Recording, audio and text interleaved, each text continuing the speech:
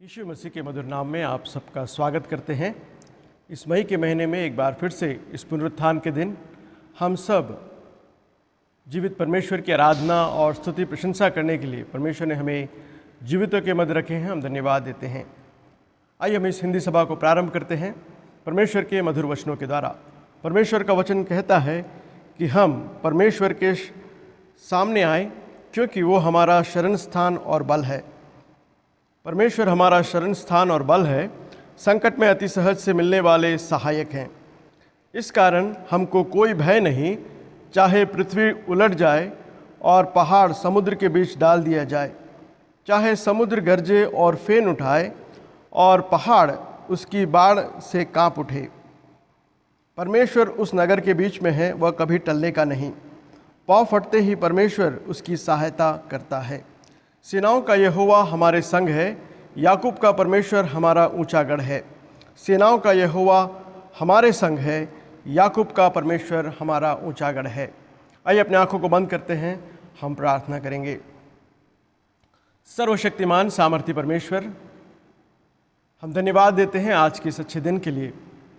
इस पुनरुत्थान के दिन प्रभु जी एक बार फिर से आपने हम सबों को इस प्रकार आपकी आराधना स्तुति प्रशंसा करने के लिए आपने सहायता किया, इसलिए धन्यवाद देते हैं। हाँ प्रभु जी, हम सब अपने अपने घरों में रहकर अपने अपने परिवारों के साथ मिलकर प्रभु जी आपकी स्तुति और प्रशंसा एक कलीसिया के रूप में कर पा रहे हैं, इसलिए धन्यवाद देते हैं।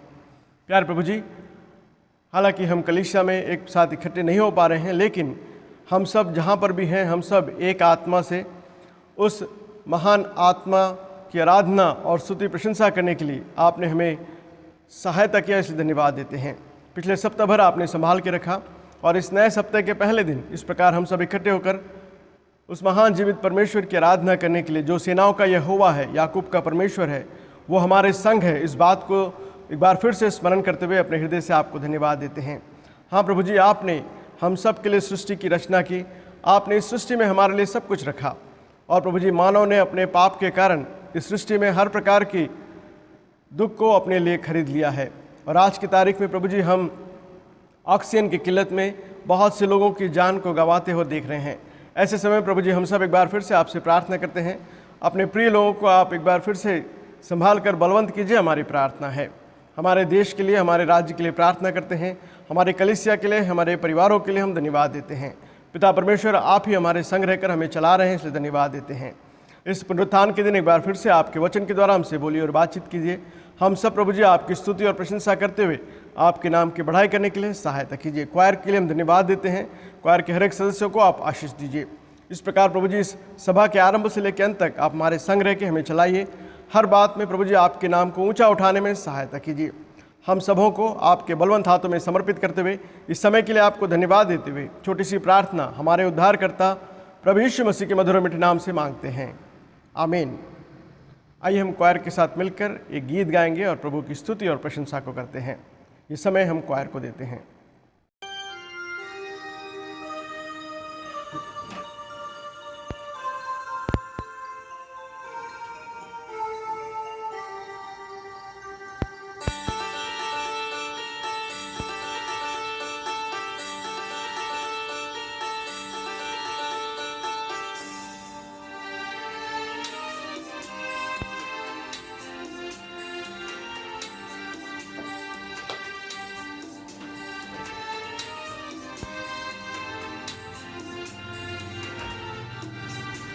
है दुनिया के लोगों, ऊंची आवाज करो, गाओ खुशी के गीत, उसका गुणगान करो, इबादत करो उसकी, इबादत करो, इबादत करो उसकी, इबादत करो। ए दुनिया के लोगों, ऊंची आवाज करो, गाओ खुशी के गीत, उसका गुणगान करो, इबादत करो उसकी, इबादत करो, इबादत करो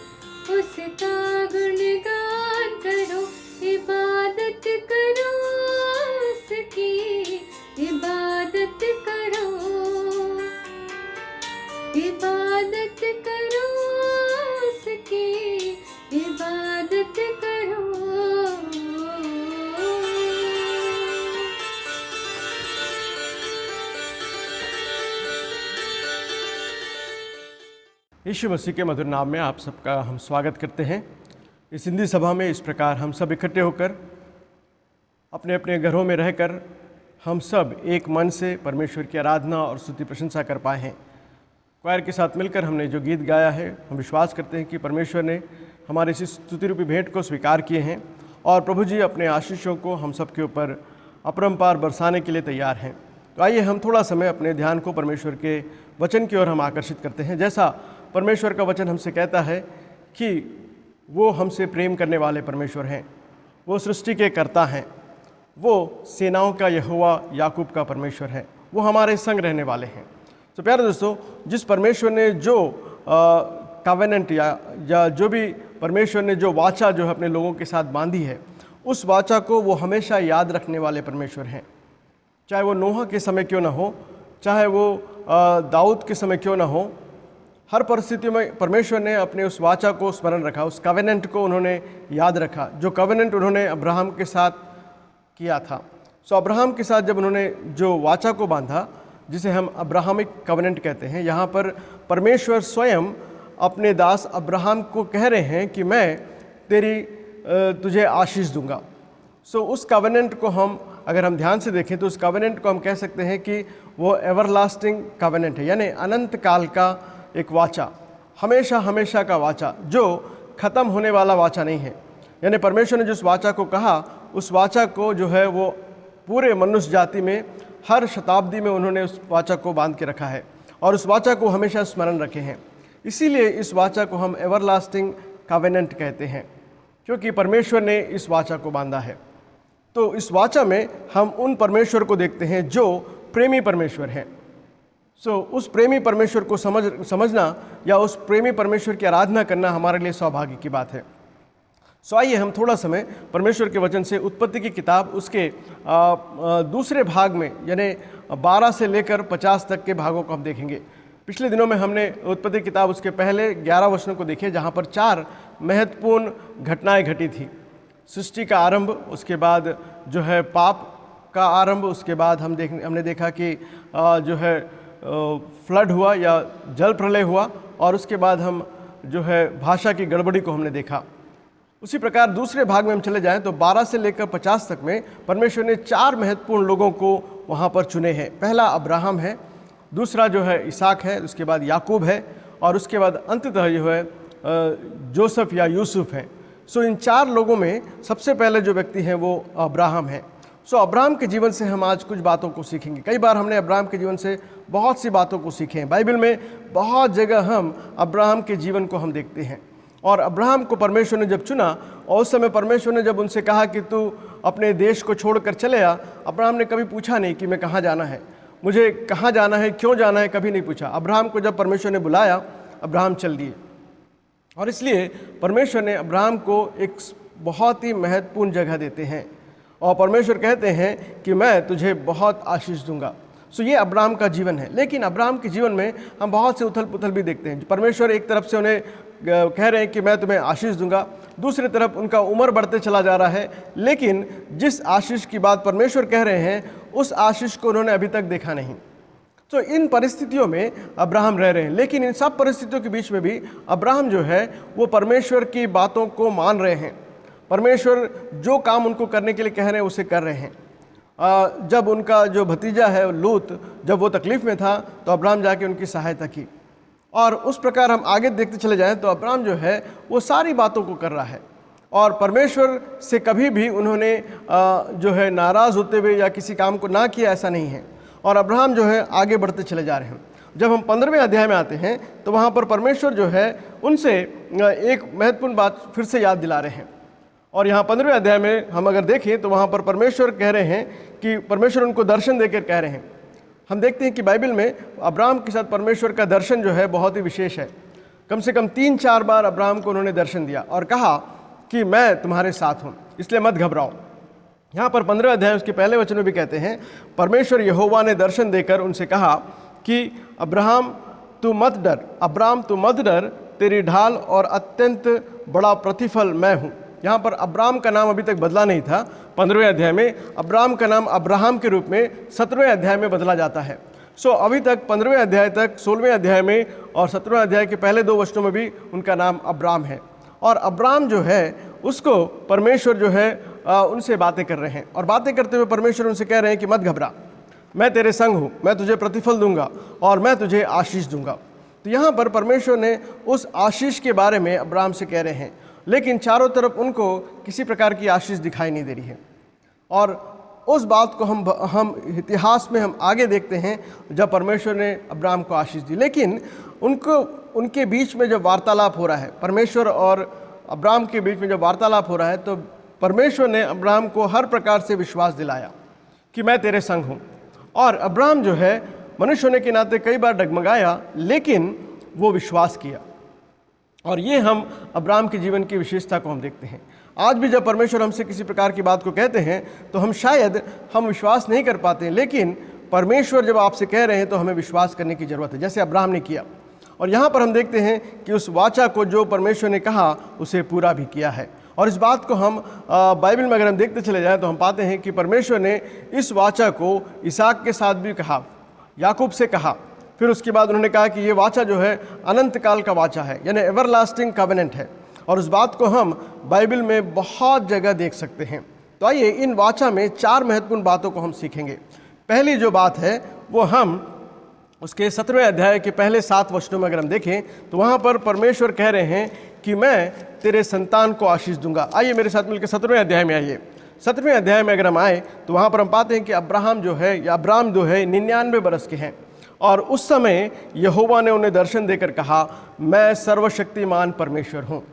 यहाँ पर इस शब्द को हमें समझने की जरूरत है, मैं सर्वशक्तिमान ईश्वर हूँ।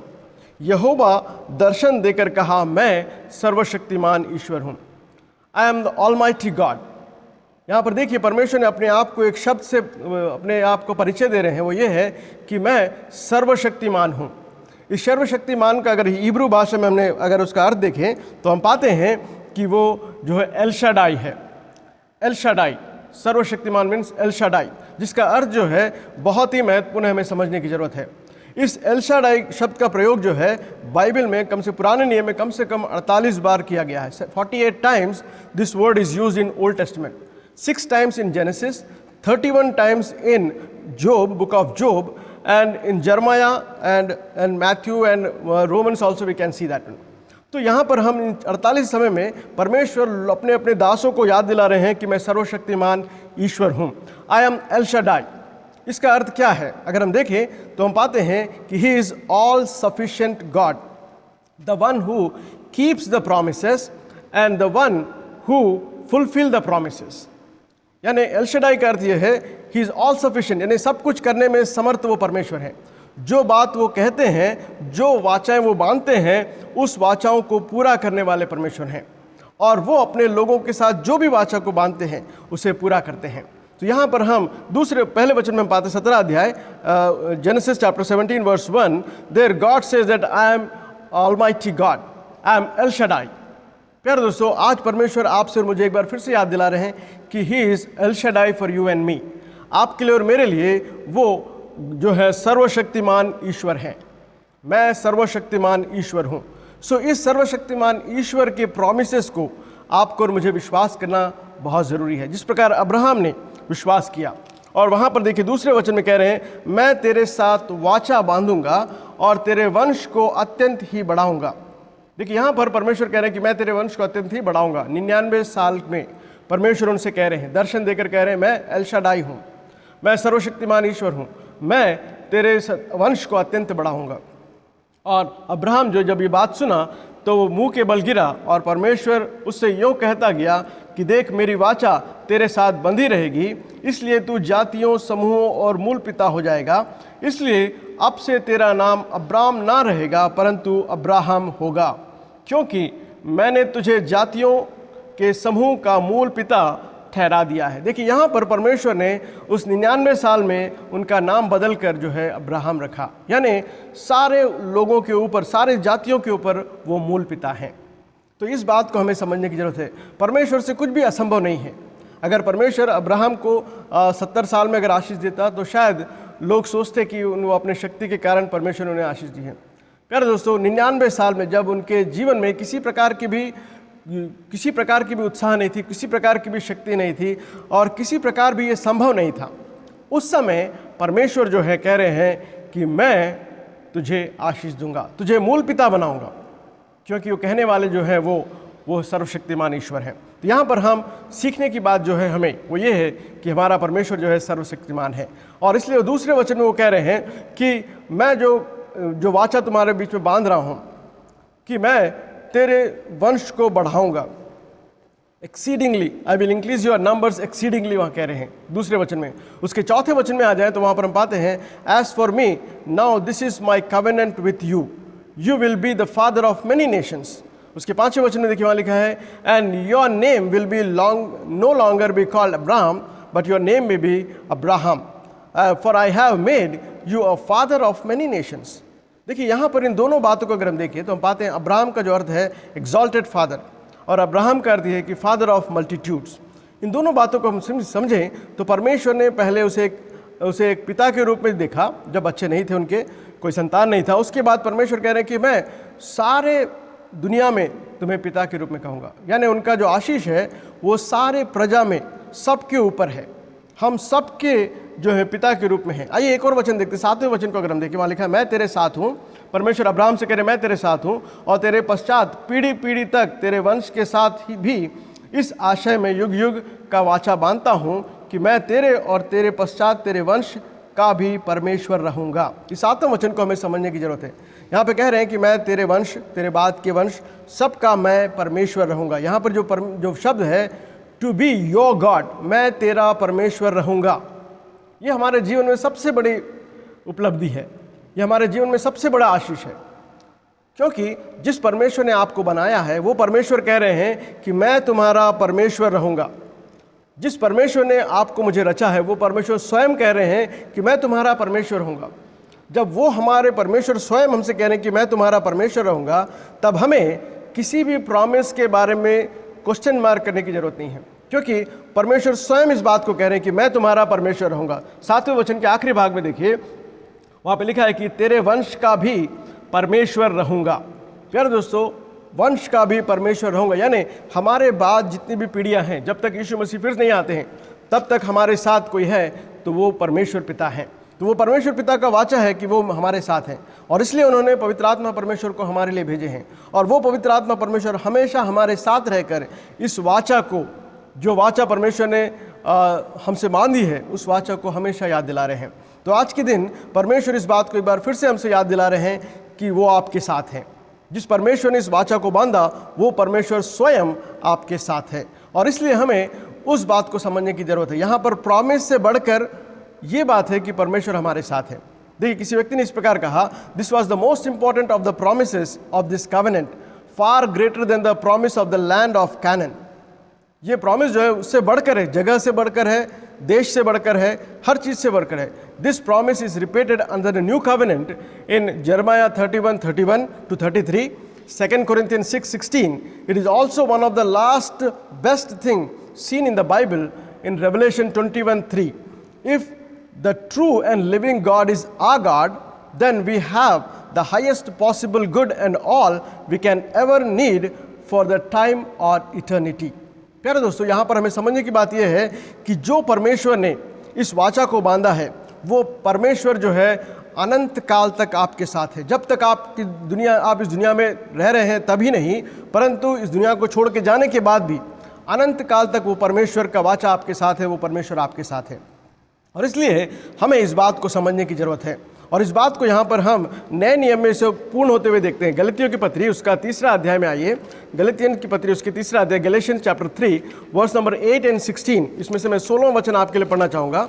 16th वर्स में यहाँ पर हम पाते हैं गैलेशियंस चैप्टर 3 वर्स नंबर 16 में इस प्रॉमिस को, जो संतान जो परमेश्वर ने कहा, पहला जो सीड के बारे में जो कह रहे हैं, उस सीड के बारे में परमेश्वर का वचन जो है पूरा होता है गलतियों में उसका 3रा अध्याय उसके 16वें वचन में।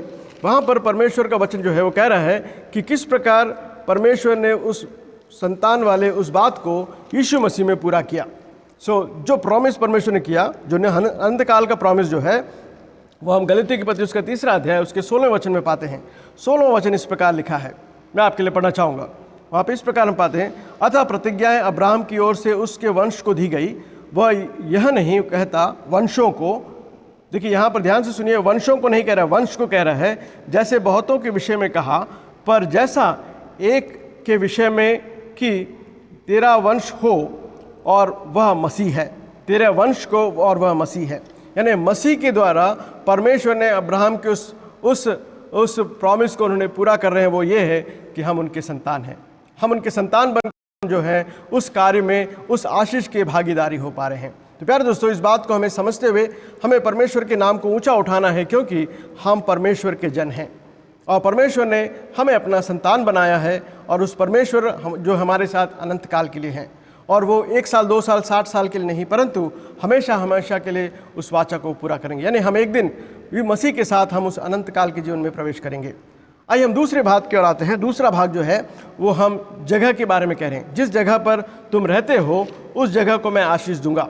उसके 15वें अध्याय Genesis chapter 15 versus 18 to 21, genesis chapter 15 versus 18 to 21 को अगर हम देखें तो वहाँ पर हम पाते हैं, इसी दिन यहोवा ने अब्राहम के साथ यह वाचा बांधी, मिस्र के महानद से लेकर परात नाम बड़े नद तक जितना देश है, अर्थात केनियों, किनीजियों, कदोमियों, हित्तियों, परिजियों, रपैयों और एमोरियों, कनानियों, यानी इस प्रकार सारे जगह को बता रहे हैं, इन सारे जगह को मैं तुम्हें दूंगा।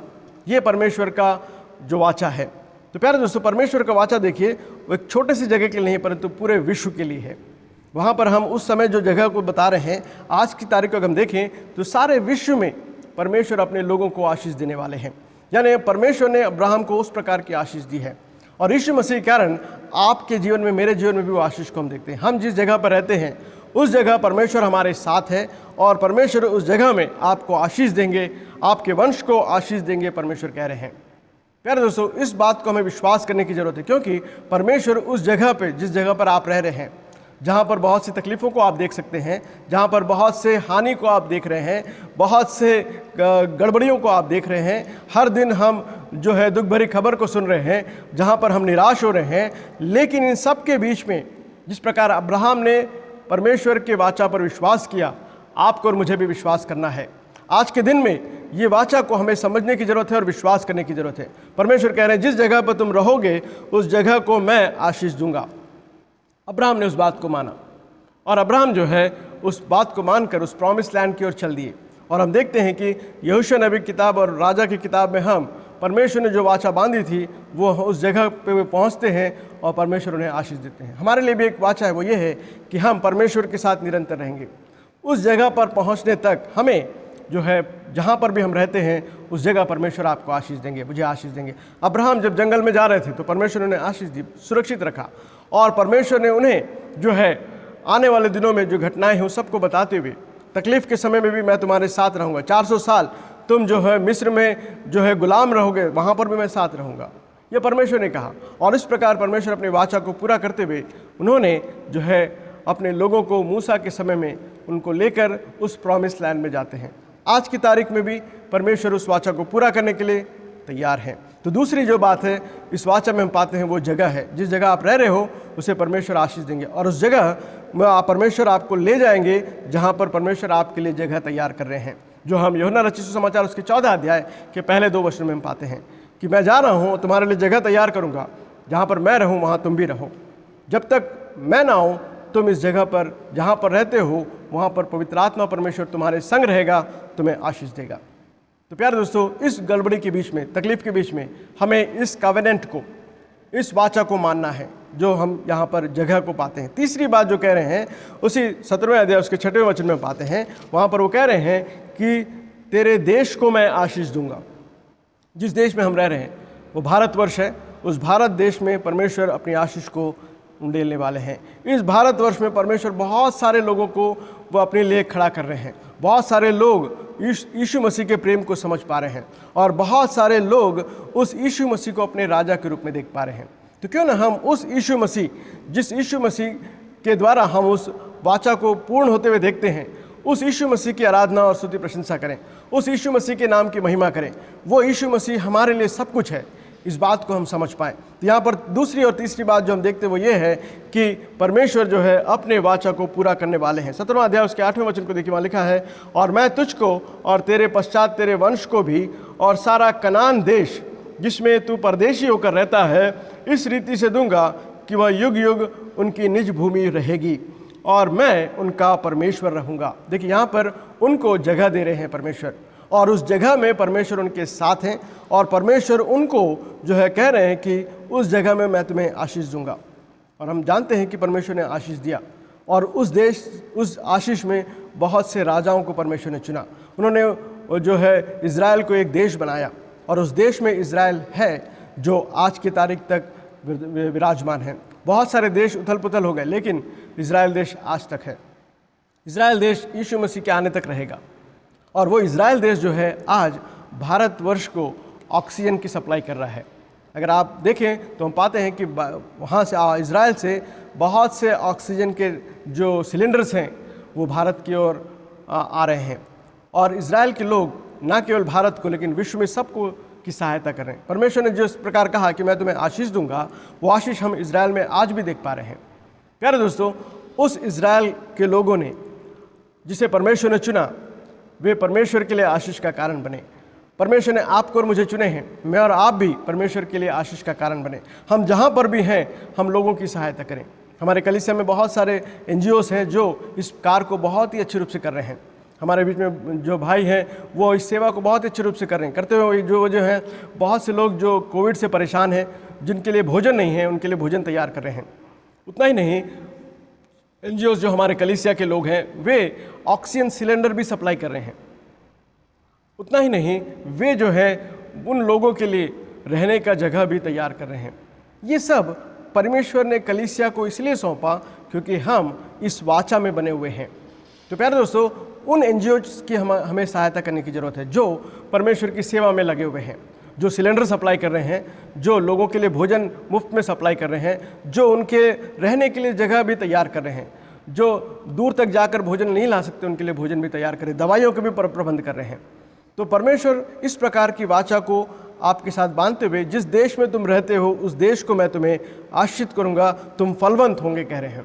तो प्यारे दोस्तों, हम हताश ना हो, निराश ना हो। आसपास की बातों को देखकर हम जरूर निराश होते क्योंकि हमारे बहुत सारे प्रिय लोग इस दुनिया को छोड़कर चले जा रहे हैं।